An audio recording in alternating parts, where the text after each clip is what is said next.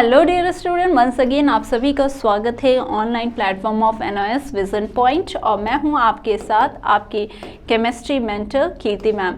तो स्वागत करते हैं हम आपका। आई होप आप सभी बहुत ही अच्छे से और दमदार तरीके से अपनी पढ़ाई को कर रहे होंगे और साथ ही साथ अपने एग्ज़ाम के लिए प्रिपेयर भी कर रहे होंगे। तो आज क्या खास है, बिफोर दैट हम बात कर रहे हैं मॉड्यूल 3 का चैप्टर नंबर 5 और चैप्टर का नाम है आपका the gaseous and the liquid stage और इसका है ये लेक्चर नंबर 6। यानी इससे पहले आपके 5 लेक्चर आ चुके हैं तो उनको ज़रूर गो थ्रू कीजिएगा सो दैट आपकी क्लियर अंडरस्टैंडिंग बनी रहे और साथ ही साथ अपने कॉपी पेन को रेडी रखिएगा और इसको नोट भी करते रहिएगा। ठीक है, तो आज का क्या ऑब्जेक्टिव रहने वाला है, क्या आप सीखने वाले हो उसको डील करेंगे। तो आज हमारा मेन जो फोकस रहेगा वो होगा Maxwell Boltzmann distribution law. Yes, Maxwell Boltzmann distribution law को हम यहाँ पे आज के टाइम पे समझेंगे कि क्या था ये लॉ और किसके ऊपर बेस था, ये सारी चीज़ें हम समझेंगे। पर उससे मूव करने से पहले हमने पिछले वीडियो में क्या बात किया था वो थोड़ा सा समझ लें। तो पिछले वीडियो में हमने काइनेटिक मॉलिक्यूलर थ्योरी यानी कि KMT के बारे में बात किया था। ठीक है, क्या हो जाएगा ये काइनेटिक मॉलिक्यूलर थ्योरी KMT के बारे में बात किया था, जहाँ पे हमारे पास हमने कुछ अजम्पशन लिए थे जो 100%, क्या याद रखना, 100% आपका वैलिड था किसी भी आइडियल गैस के लिए। ठीक है, आइडियल गैस के लिए एकदम ही वैलिड था। ठीक है, तो यहाँ पे हमने कुछ अजम्पशंस यहाँ पे आपके साइंटिस्ट ने माना था कि यहाँ पे कोई अट्रैक्टिव फोर्स नहीं एग्जिस्ट करेगा, आपका जो वॉल्यूम जो गैस ऑक्यूपाई कर रहा है और पूरे वॉल्यूम ऑफ द गैस को अगर इंडिविजुअली हम मिला के भी देखते हैं तो वो बहुत ही कम है या नेग्लिजिबल है with respect to the whole volume of the container. So बहुत सारे 4-5 आपके पॉइंट्स थे, इसीलिए उनको भी आपको यहाँ पे क्या करना है, ध्यान रखना है। जो मेन पॉइंट हमने क्या था वो था ये कि जो हमारे पास गैस इक्वेशन जो आपका यहाँ पे काइनेटिक मॉलिक्यूलर थ्योरी है उससे जो हमारे पास इक्वेशन हमें प्रोवाइड की गई थी वो ये था कि PV is equal to 1/3 NMU² RMS। ठीक है, तो ये आपका काइनेटिक थ्योरी का इक्वेशन है जो आपको दिमाग में थोड़ा सा ध्यान रखना है। ठीक है, बाकी आपके क्वेश्चंस अगर आपको पुटअप करते हैं तो वो यहाँ से करते हैं तो उस पर भी आपको थोड़ा सा अपनी कॉन्सेंट्रेशन यहाँ पे बनाए रखनी है। ठीक है, तो PV इज इक्वल टू ये तो आपका क्या है KMT के द्वारा आपको मिल गया। दूसरा हमें पता है क्या काइनेटिक एनर्जी जो होता है वो क्या होता है, हाफ mv² होता है। ठीक है, क्या होता है, हाफ mv² होता है। तो उसी को हमने क्या किया था कि हाफ mv² है तो इसी को हमने क्या कर दिया है, n से मल्टीप्लाई कर दिया था और हमारे पास जो फाइनली इक्वेशन बन के आया था वो ये आया था कि हाफ mn और आपका क्या हो गया यहाँ पे U² RMS आ गया। तो RMS क्या था, रूट मीन स्क्वायर। ठीक है, रूट मीन स्क्वायर वेलोसिटी था, ये आपका था या आपका था URMS। ठीक है, जब आप इन दोनों इक्वेशन को डिवाइड करते हो तो फाइनली हम एंड अप करते हैं काइनेटिक एनर्जी और आपका इसकी इक्वेशन का, दैट इज काइनेटिक एनर्जी बराबर क्या हो जाएगा 3/2 टाइम्स PV। अब PV हमें पता है कि क्या होता है कि PV is equal to nRT। तो हमने क्या कर दिया, इसको सब्स्टिट्यूट कर दिया फॉर n मोल्स। अगर हमने मोल्स को चेंज कर दिया कि हमारा n मोल्स को अगर m मोल्स को 1 कर दिया तो 1 मोल के लिए आपका क्या हो जाएगा, RT आ जाएगा। दूसरा अगर हमें मोल्स को चेंज करना है तो हम करते क्या है, उसको डिवाइड कर देते हैं अपॉन एवोगैड्रो नंबर। तो हमें क्या है, मॉलिक्यूल्स का पता चल जाएगा। तो ये वाला जो है आपका ये Na है, यहाँ पे ये जो आता है फॉर 1 मॉलिक्यूल, फॉर 1 मॉलिक्यूल के लिए जो आपके पास इक्वेशन आता है वो आ जाता है काइनेटिक एनर्जी बराबर 3/2 R/NAT। और यही R/NA को ही हमने क्या है एक इंट्रोड्यूस किया था K, जिसको हमने क्या कहा था, बोल्ट्जमैन कांस्टेंट, और जिसकी वैल्यू क्या होती है 1.38 × 10⁻⁻23 जूल पर केल्विन होती है। इसको आपको यहाँ पे ध्यान रखना है। ठीक है, तो दिस इज इंपॉर्टेंट इक्वेशन जो आपको यहाँ पे समझना है और यहाँ पे ध्यान रखना है। ये तो आपका क्या हो गया, 1 मॉलिक्यूल का हो गया। ठीक है, अगर नंबर ऑफ मोल्स का होगा तो n आप इसमें इनकॉर्पोरेट कर दोगे। तो आज हम लोग क्या सीखने वाले हैं, तो that will B Maxwell Boltzmann constant. ठीक है, डिस्ट्रीब्यूशन जो लॉ है मैक्सवेल बोल्ट्जमैन डिस्ट्रीब्यूशन लॉ, इसके बारे में समझेंगे। ठीक है, तो यहाँ पे मैक्सवेल जो थे वो क्या समझ रहे थे, मैक्सवेल और बोल्ट्जमैन काम कर रहे थे। उन्होंने देखा कि हाँ ये बात तो सही की कि हमने गैस के बारे में बात किया है तो गैस क्या है, रैंडमली मूव कर रहे हैं। ठीक है, अब गैस के तो बहुत सारे यहाँ पे क्या है उसके मॉलिक्यूल्स हैं जो रैंडमली मूव कर रहे हैं। तो इन्होंने क्या किया, इन्होंने एक ग्राफ प्लॉट करने की कोशिश की, वहाँ से इन्होंने इंपॉर्टेंट इन्फ्रेंसेस लाया। ठीक है।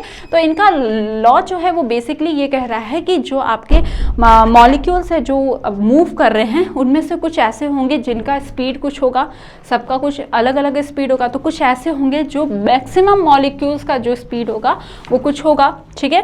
तो कहने का मतलब सिंपल सा जो आपको यहाँ पे समझना है वो ये है कि Maxwell distribution law a description of the statistical distribution of energy of the molecules of a classical gas, यानी गैस के बारे में और उनकी रिस्पेक्टिव एनर्जी के बारे में इन्होंने बात किया था, जहाँ पे this distribution was first set fourth by Scottish physicist James clerk Maxwell in 1859 on the basis of the probabilities के बेसिस पे इन्होंने बताया कि जैसे अगर आपके पास बहुत सारे गैस के पार्टिकल्स हैं जो मूव कर रहे हैं, तो अगर आपने किसी को उठाया, कुछ मॉलिक्यूल्स को उठाया, तो उनका कुछ ना कुछ स्पीड होगा।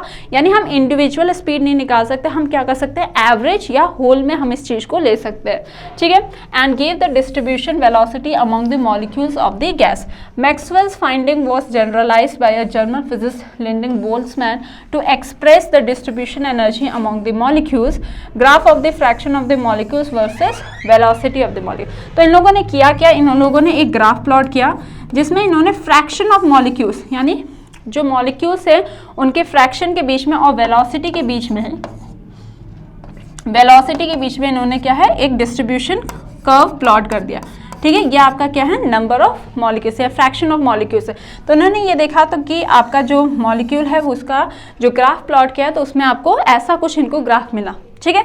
इस ग्राफ से इन्होंने ये बताया कि कुछ ऐसे मॉलिक्यूल्स होते हैं जिनकी अगर आप देखोगे तो यहाँ पे वेलोसिटी क्या है, नियर अबाउट जीरो या बहुत कम है, यहाँ पे क्या है, बहुत ही ज़्यादा। यहाँ पे ये देखिए ये x है, ये x एक्सिस है और ये आपका क्या है, y एक्सिस है। तो यहाँ पे ये देखा कि बहुत ही कम फ्रैक्शन वाले आपके यहाँ पे पार्टिकल्स है, गैस के मॉलिक्यूल्स है जिनकी वेलोसिटी बहुत ही कम है, वेरी लो वाले बहुत ही कम है, और बहुत ज़्यादा स्पीड, क्योंकि यहाँ से जैसे आप बढ़ोगे वैसे क्या है, स्पीड आपकी क्या है, वेलोसिटी क्या है, यहाँ पे बढ़ रही है।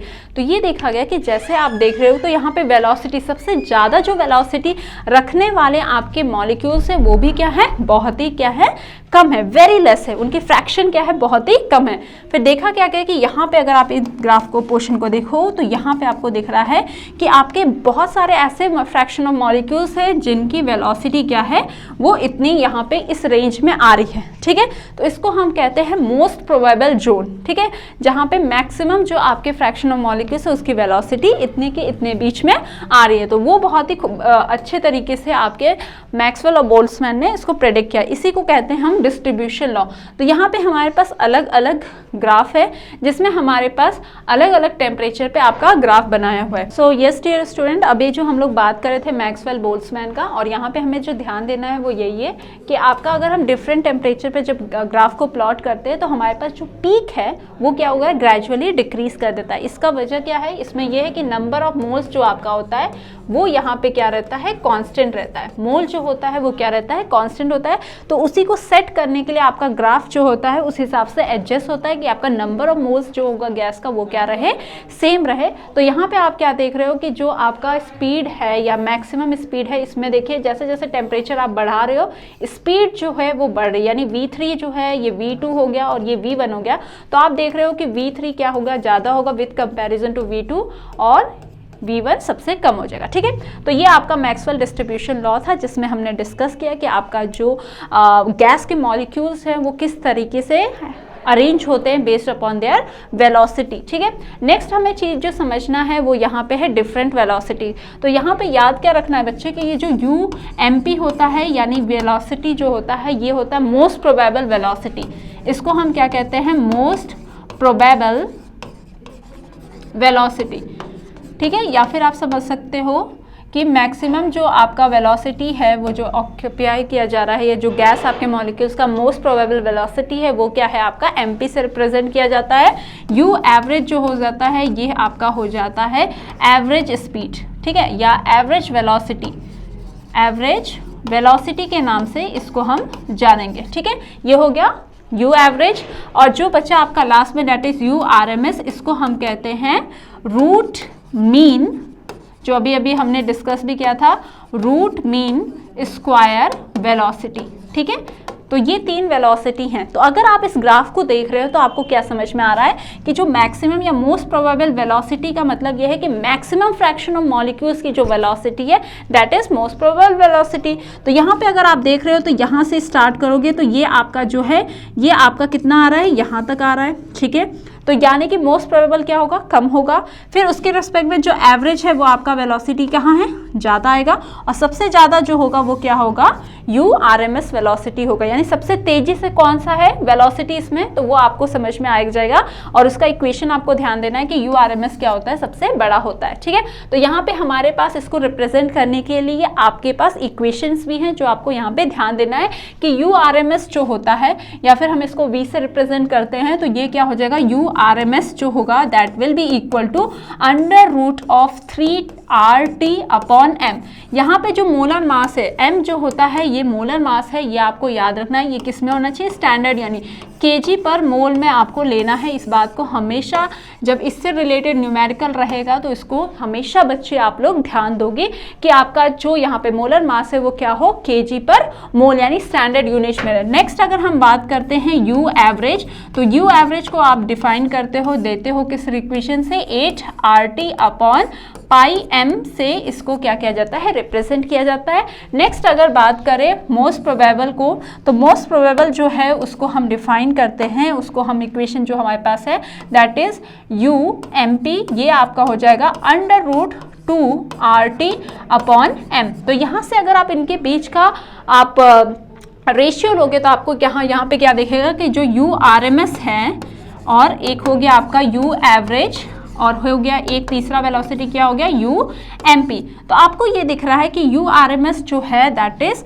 √3, ठीक है, ये आपको दिख रहा है √3 RT। हमने क्या RT/m को क्या कर दिया, सब में से हमारा क्या हो जाएगा, कैंसिल हो जाएगा। ये क्या आ जाएगा, √8/π बचेगा और ये हमारा MP यानी मोस्ट प्रोबेबल स्पीड जो होगा वो क्या होगा, √2। तो यहाँ से भी आपको क्लियरली दिख रहा है कि जो URMS है वो क्या है, ज़्यादा है, फिर एवरेज, फिर उसके बाद मोस्ट प्रोबेबल। यानी बहुत तेज़ी से मूव कर रहे हैं जो आपके पार्टिकल, उनका है स्पीड जो है √2 मीन वाला जो है वो सबसे आपका क्या होगा वेलोसिटी में। अगर आपसे पूछ लिया तो ये हमेशा ऑर्डर आपको यहाँ पे ध्यान देना है कि सबसे ज़्यादा क्या होगा, URMS होगा, फिर जा में average and then most probable speed जो होगा, ठीक है। तो मोस्ट प्रोबेबल स्पीड क्या होती है, यस बहुत अच्छे आपको पता है क्या होता है, मैक्सिमम जो आपके मॉलिक्यूल्स है गैस के उनकी जो स्पीड है उसी को हम क्या कहेंगे, यहाँ पे मोस्ट प्रोबेबल स्पीड कहेंगे। और इन इक्वेशंस को, इन रिलेशन को आपको यहाँ पे ध्यान देना है कि आपसे अगर बोला जाता है कि किसी भी गैस का आप निकाल के बताइए रूट मीन स्क्वायर वेलोसिटी,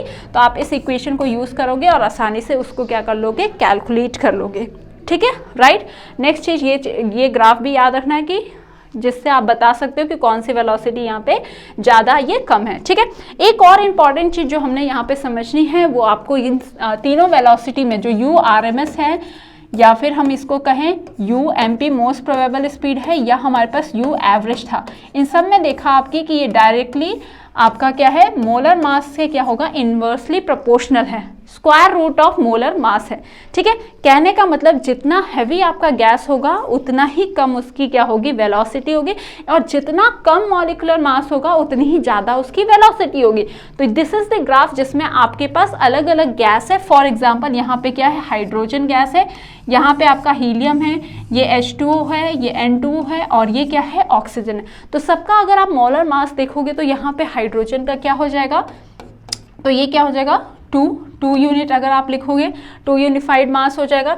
यहाँ पे हीलियम क्या हो जाएगा, हीलियम आपका हो जाएगा 4 और H2O जो हो जाएगा वो कितना हो जाएगा, 18U हो जाएगा। नाइट्रोजन जो हो जाएगा ये क्या हो जाएगा, 28U हो जाएगा, ठीक है, 14 और आपका 28 और ये क्या हो जाएगा आपका 32 यानी 32U हो जाएगा। तो इसमें आप देख रहे हो कि जैसे जैसे आपका मास क्या हो रहा है, बढ़ रहा है, या फिर मैं कहूँ कि मास आपका घट रहा है। तो आप क्या देख रहे हो कि हाइड्रोजन की स्पीड, ये देखिए मोस्ट प्रोबेबल स्पीड अगर आप हाइड्रोजन का देखोगे, चाहे आप मोस्ट प्रोबेबल स्पीड देखिए, चाहे आप एवरेज स्पीड देखिए या VRMS देखिए, आप देखोगे कि जो हाइड्रोजन है उसका क्या होगा, ज़्यादा होगा। तो अगर हमें यहाँ पे मोस्ट प्रोबेबल देख रहे हैं तो आप देख रहे हो कि ये जो हाइड्रोजन है इसका यहाँ पे आ रहा है। अगर हीलियम का आप देखोगे तो वो कोई यहाँ पे लैंड कर रहा है। अगर आप यहाँ पे देख रहे हो ब्लू वाला तो वो कुछ यहाँ पे लैंड कर रहा है, ये यहाँ पे, एंड देन ऑक्सीजन का सबसे लास्ट में। तो आपने क्या देखा कि यहाँ से आप देख रहे हो तो सबसे कम स्पीड किसकी है, मोस्ट प्रोबेबल ऑक्सीजन की है। क्यों ज़्यादा है,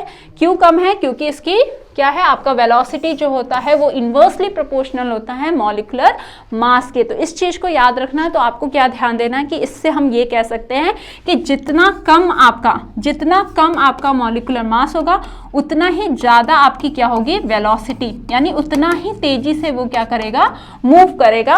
और जितना ज़्यादा मॉलिक्यूलर मास होगा उतना ही ज़्यादा आपका जो वेलोसिटी होगा उतना ही क्या होगा, कम होगा। ठीक है, तो यानी कि आपका जो एक हल्का गैस है वो ज़्यादा मूव करेगा, बहुत तेज़ी से मूव करेगा विथ रेस्पेक्ट टू आपके जो आपका हैवी है। ठीक है, तो this is all about the Maxwell distribution law. ठीक है, मैक्सवेल बोल्ट्जमैन डिस्ट्रीब्यूशन लॉ ने क्या बताया था, इसने आपको रिलेशनशिप बताया था between the fraction of molecules and there speed. ठीक है, मोर ओवर काइनेटिक्स एनर्जी से रिलेटेड इन्होंने इस पर एक्सप्लेन किया था। स्टिल आपके पास कोई डाउट है तो आप हमें इस नंबर पे क्या कर सकते हो, कॉन्टैक्ट कर सकते हो। और साथ ही साथ आपको अगर कोई इन्फॉर्मेशन कलेक्ट करना है तो आप हमारे इस वेबसाइट पे जाके NIOS से रिलेटेड अपने इन्फॉर्मेशन को गैदर कर सकते हैं और अपने लर्निंग को और स्ट्रॉन्ग कर सकते हो। Bye bye and take care.